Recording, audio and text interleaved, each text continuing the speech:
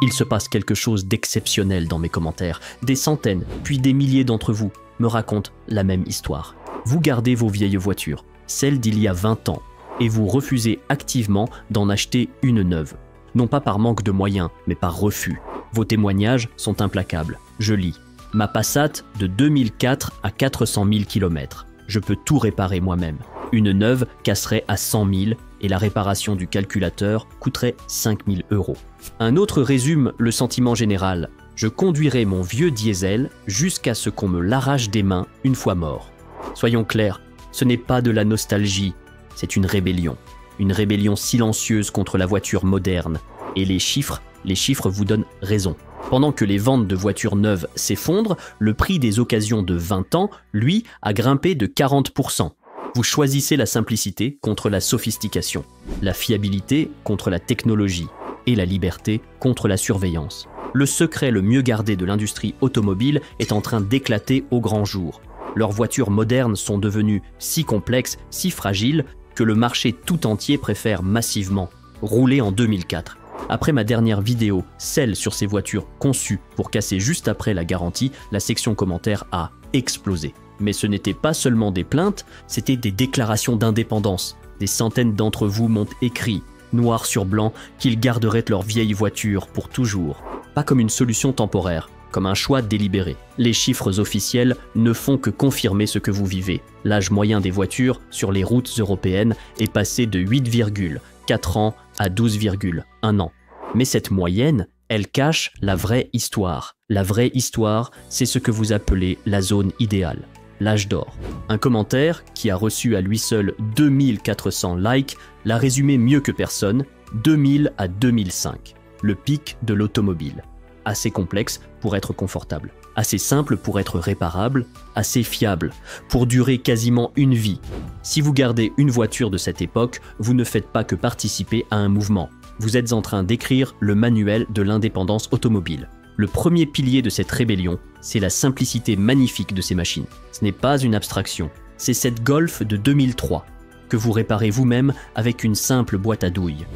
Alors que la nouvelle Golf exige 3 000 € d'équipement de diagnostic juste pour enregistrer une nouvelle batterie. Ce sont vos exemples, et ils sont hallucinants. C'est cette BMW 330i de 2001 où vous remplacez tout le système de refroidissement dans votre allée pour 300 €. Le même travail sur un modèle récent, c'est 2400 € chez le concessionnaire à cause d'une purge logicielle obligatoire. C'est cette Audi A4 de 2004 dont vous reconstruisez le train avant pour 400 € en suivant un tutoriel YouTube. Essayez. Essayez seulement de faire ça sur une A4 récente avec ses suspensions pilotées et sa gestion électronique verrouillée. Mais c'est plus profond qu'une simple réparation, c'est une relation. L'un de vous m'a écrit cette phrase. Je connais chaque bruit de mon Octavia 2002, je sais ce que signifie chaque vibration, elle me parle et je la comprends. Les voitures modernes, elles se contentent d'afficher des codes erreurs qui ne veulent rien dire. Ce n'est pas du romantisme, c'est du vécu technique. Un mécanicien de Hambourg l'a confirmé. Cette période 2000 à 2005, c'était l'équilibre parfait. Vous aviez l'OBD2 pour le diagnostic, mais les systèmes restaient mécaniques, accessibles. Pas de CU chiffré, pas d'outils propriétaires hors de prix, pas de constructeur vous barrant l'accès à votre propre moteur. L'impact financier de cette philosophie est colossal. L'entretien annuel d'une Toyota Avensis 2003 tourne autour de 800 €. Pour une Corolla hybride de 2023, on monte à 2400 €. Vous payez 3 fois plus cher pour entretenir une voiture supposée être plus fiable. À ce stade, la technologie moderne n'est plus un progrès, c'est une forme de dépendance forcée. Vos exemples de panne logicielle sont terrifiants. Cette Mercedes de 2022 qui refuse de démarrer, après une mise à jour automatique dans la nuit. Cette BMW qui vous empêche d'entrer parce que le système sans clé a bugué. Et ce propriétaire de Volkswagen, privé de climatisation en plein été parce que l'écran tactile est mort. Facture annoncée, 2100 €.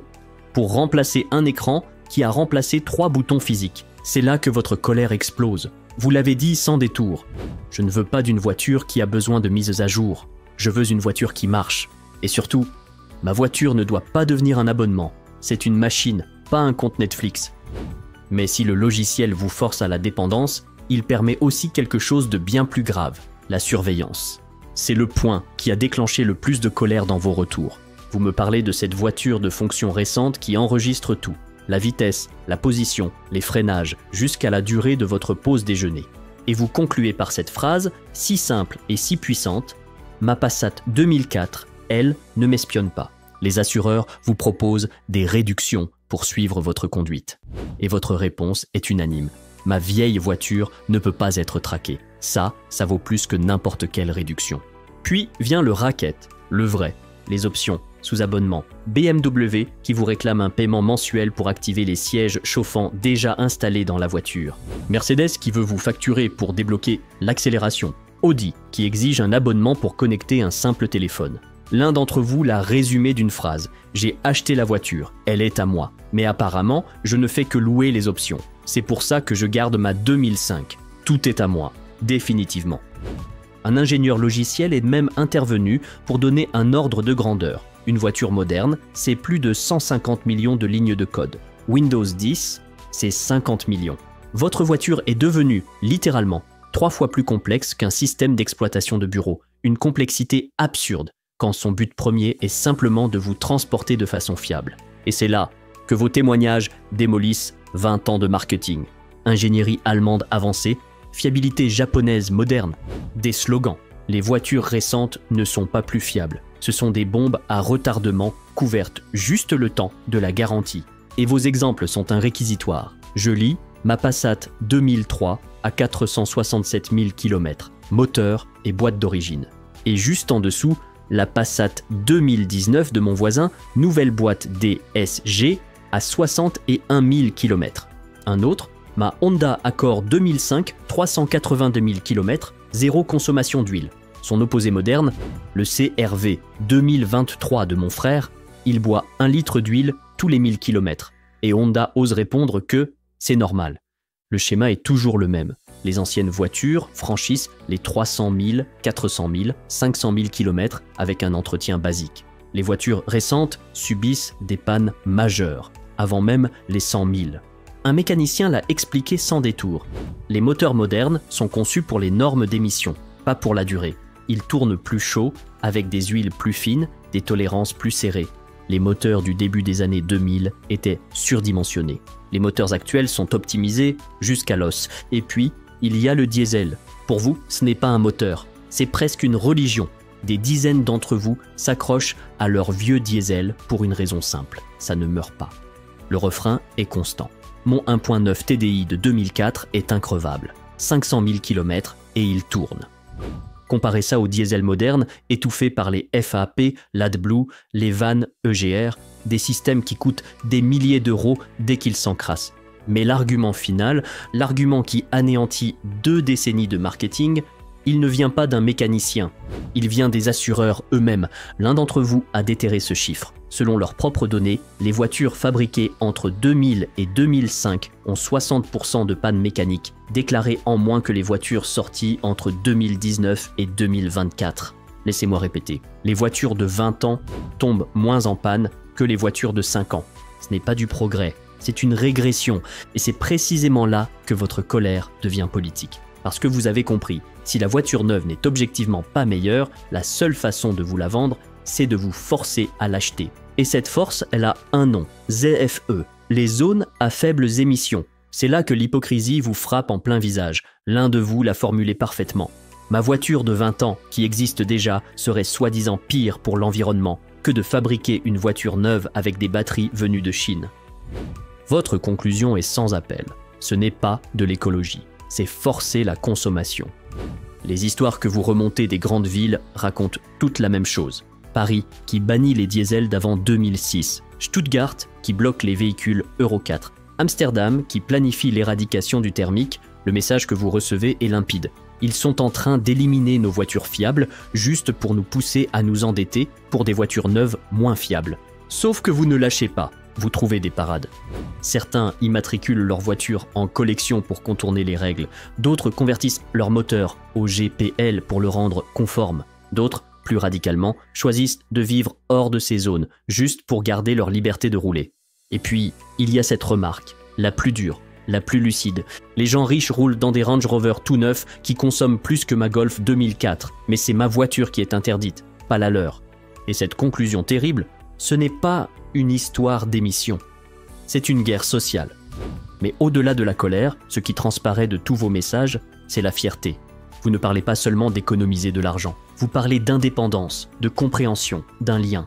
C'est cette fierté de dire « J'ai appris plus grâce à YouTube et à ma BMW de 2002 qu'en cours. Je peux refaire un moteur, diagnostiquer des pannes, reprogrammer un calculateur, essayer d'apprendre ça sur une BMW récente où tout est chiffré. » Ce n'est pas du bricolage du dimanche, c'est la reconquête d'un savoir que les marques essaient de vous retirer. Et cette reconquête, vous ne la menez pas seul, vous ne roulez jamais seul. Vous vous entraidez. C'est ce post de forum écrit en 2008 qui résout encore des pannes aujourd'hui. C'est cet artisan en Pologne qui refabrique des pièces pour une Alfa Romeo de 2001, gardant ses voitures en vie pendant que le constructeur officiel tente de les tuer. Vous avez bâti un écosystème parallèle, et l'écart que vous décrivez entre l'ancien et le nouveau monde est vertigineux. Pour une Octavia 2004, vous trouvez absolument tout auprès de dizaines de vendeurs différents. En face, le propriétaire d'un SUV récent, comme le Karoq 2020, doit passer par Škoda. Une seule source, prix verrouillé, tarification de monopole. Mais le commentaire le plus marquant, celui qui dépasse la technique, c'est celui-ci.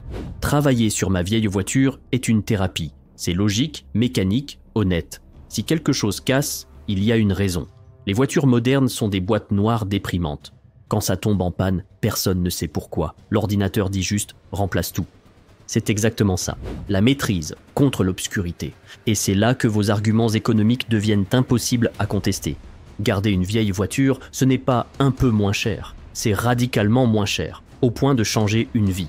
Exemple réel, détaillé par l'un d'entre vous, une Audi A6 de 2004, achetée 3 000 €, coût annuel, réparation plus assurance, 1 600 €. Face à ça, une A6 neuve en location longue durée, 7 200 € par an. La conclusion du propriétaire est brutale. J'économise 5 600 € par an en conduisant une voiture mieux construite. Et cette économie, elle s'étend bien au-delà de l'entretien. Parlons de la décote, le mot qui terrorise tout acheteur de voiture neuve. Comme vous le dites, une voiture neuve perd 20% de sa valeur en sortant du concessionnaire. Ma Mercedes 2003, elle, prend de la valeur. C'est une inversion totale de la logique de consommation. Votre voiture de 20 ans a déjà tout perdu, sa valeur est stabilisée. La voiture neuve du voisin, elle, perd cette même somme, tous les 3 mois. Vous ne parlez plus comme des acheteurs, vous parlez comme des investisseurs. Et les assureurs, ils ont compris avant tout le monde. Vous êtes nombreux à avoir vu vos contrats basculer en assurance collection ou classique. L'un d'entre vous témoigne, ma M3 2003 me coûte 300 € par an. Une M3 neuve, 2400 €. L'explication est limpide. Les assureurs savent que vous prenez soin de ces voitures. Ils savent qu'elles sont conduites par des passionnés et non par des locataires négligents. Et puis, vient le calcul final, celui qui met tout le monde d'accord. J'ai fait les comptes. Garder ma Passat 2001 en état de marche pendant 20 ans de plus me coûtera moins cher que 3 ans de mensualité pour une neuve. Et à la fin, vous avez toujours une voiture. Ce calcul, ce n'est plus seulement une astuce de vieux conducteur, c'est un mouvement de fond. Et ce sont les jeunes qui l'assument le plus crânement. J'ai lu ce commentaire, j'ai 23 ans. Tous mes potes louent des voitures neuves qu'ils ne peuvent pas se payer. Moi, j'ai acheté une Civic 2002 pour 1 500 €. Elle est à moi, je peux la réparer, et elle va durer plus longtemps que leur contrat de leasing. C'est énorme. C'est le refus pur et simple d'entrer dans le crédit auto comme un rituel obligatoire. C'est le refus de commencer sa vie d'adulte par une dette. Et vous protégez quelque chose d'encore plus précieux que l'argent, le savoir. J'apprends à mes enfants à travailler sur notre Golf 2004, écrit un parent. C'est une éducation que le système ne veut pas qu'ils aient. Derrière cette phrase, il y a tout. Transmettre une compétence mécanique, c'est transmettre l'autonomie. C'est sortir du contrôle des marques. Ne pas dépendre d'un concessionnaire, ne pas dépendre d'un logiciel, ne pas dépendre d'un abonnement. Cette culture s'accompagne d'une attitude. La honte a changé de camp. Je gare ma Volvo 2003 à côté des BMW neuves au travail. Ils me regardent avec pitié. Moi, je regarde leurs factures de réparation en rigolant. C'est ce résumé, en une phrase. Chaque fois que je passe avec mon diesel 2004 à côté d'une Tesla, je vote contre l'obsolescence programmée. Ou encore, ce coup de grâce. Ma vieille voiture est un bras d'honneur aux constructeurs qui pensent qu'on est assez idiot pour payer 50 000 € pour un ordinateur sur roue. Ce que vos commentaires racontent, ce n'est pas une tendance. C'est un scénario qui fait paniquer les constructeurs. Vous avez compris leur système et vous refusez d'y jouer. L'industrie automobile vit d'un principe simple, vous vendre une voiture neuve tous les 3 à 5 ans. Votre rébellion casse ce principe. Si tout le monde garde sa voiture 20 ans, le modèle économique actuel s'effondre. Et ça, ils le savent. C'est pour ça que la pression politique s'accentue. Les contrôles techniques plus durs, les taxes plus élevées, les interdictions. Pas pour l'environnement, pour forcer le renouvellement. Un professionnel du secteur l'a dit clairement. Les directions paniquent. Elles savent que leurs voitures neuves ne peuvent pas rivaliser avec les anciennes sur le mérite pur. Et puisqu'ils ne peuvent plus vous forcer à acheter, ils tentent leur plan B, l'abonnement permanent. Si vous refusez la voiture neuve, ils vous feront louer les fonctions, payer pour les sièges chauffants, payer pour la puissance, payer pour des options déjà présentes dans la voiture. Comme l'un d'entre vous l'a résumé, ma 2003 n'a besoin d'aucun abonnement. Tout marche, pour toujours, et c'est exactement pour ça qu'ils la détestent. L'obsolescence programmée n'est plus une théorie. Vous l'avez documenté vous-même. Ces chaînes de distribution conçues pour lâcher, ces pièces plastiques qui se désintègrent, ces logiciels qui rendent la voiture inutilisable du jour au lendemain. Vous avez exposé leur stratégie, créé la fragilité, puis vous la revendre sous forme de service. Ce que vos messages montrent, ce n'est pas une frustration. C'est un mouvement populaire, une résistance organisée. Garder vos vieilles voitures n'est plus un geste par défaut. C'est une position politique. Et les faits sont de votre côté. Elles sont plus fiables, elles coûtent moins cher, elles sont réparables chez soi, elles ne vous espionnent pas, elles sont à vous, totalement à vous. La seule qualité des voitures neuves aujourd'hui, c'est de vous autoriser à rouler dans des zones limitées. Et ça, vous l'avez compris, c'est artificiel, politique et temporaire. L'industrie a révélé son plus grand secret. Leurs produits actuels sont, sur le fond, inférieurs à ce qu'ils fabriquaient il y a 20 ans. Toute la complexité, tous les écrans, tous les logiciels n'ont pas rendu les voitures meilleures. Ils les ont rendues plus chères, plus fragiles et plus contrôlées. Et vous avez commencé à voter. Pas dans les urnes, avec votre argent et avec vos mains. Cette phrase, revenue des dizaines de fois, résume cette mentalité. Qu'ils viennent arracher mon diesel 2004 de mes mains froides et mortes. Elle veut tout dire. Ce n'est plus juste une histoire de voiture. C'est le refus de l'obsolescence, le refus de la surveillance, le refus d'un modèle où tout devient abonnement. C'est le non brutal à cette idée que vous ne posséderez plus rien, mais que vous paierez pour tout, chaque mois, sans jamais être propriétaire.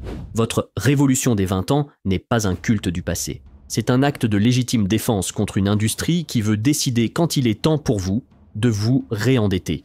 Chaque vieille voiture qui roule encore est devenue un symbole, une preuve qu'on peut sortir du piège. Chaque kilomètre parcouru dans une voiture de 20 ans est un kilomètre de liberté. Gardez-les, entretenez-les, apprenez à les réparer. Enseignez-le autour de vous, faites circuler le savoir. Parce qu'à partir de maintenant, ce n'est plus seulement du transport, c'est votre autonomie.